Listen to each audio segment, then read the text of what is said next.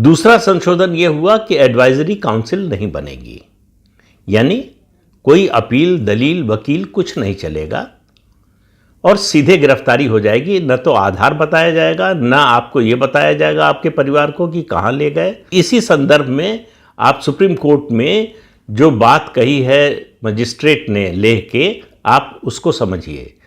इसलिए जरूरी हुआ, बाद में संशोधन हुआ जब जनता पार्टी आई तो आधार बताना जरूरी नहीं रह गया। उसके अलावा एडवाइजरी काउंसिल भंग कर दी गई कि कोई एडवाइजरी काउंसिल नहीं होगी।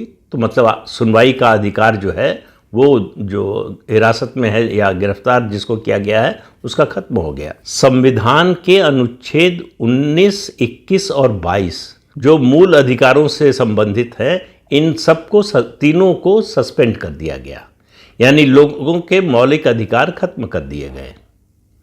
ये काम करने वाली पार्टी और उसकी सरकार और जिस परिवार की सरकार थी, वो पार्टी की तो सरकार थी ही, परिवार की उससे ज़्यादा सरकार थी।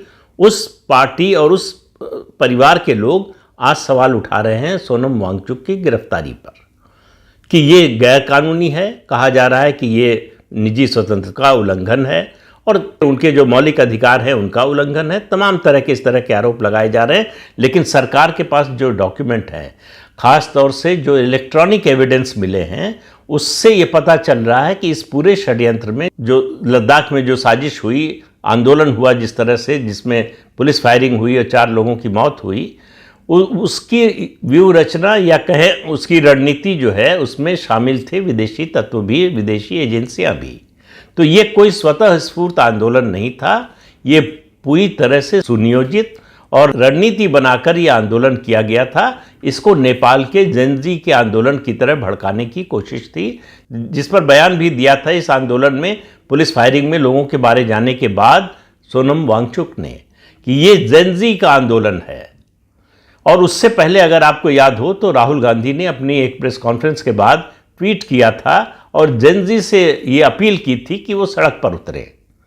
तो इन सब को मिलाकर देखेंगे आप, तब पूरी तस्वीर सामने आएगी किस तरह से भारत में अराजकता पैदा करने की कोशिश हुई। सोनम वांगचुक की गिरफ्तारी के बाद से नेशनल और इंटरनेशनल मीडिया में और एक बड़े इकोसिस्टम में आपको दिखाई देगा कि किस तरह से सोनम वांगचुक को बेचारा, बहुत निरीह व्यक्ति, सीधा साधा व्यक्ति, ईमानदार व्यक्ति, सब कुछ बताने की कोशिश हो रही है।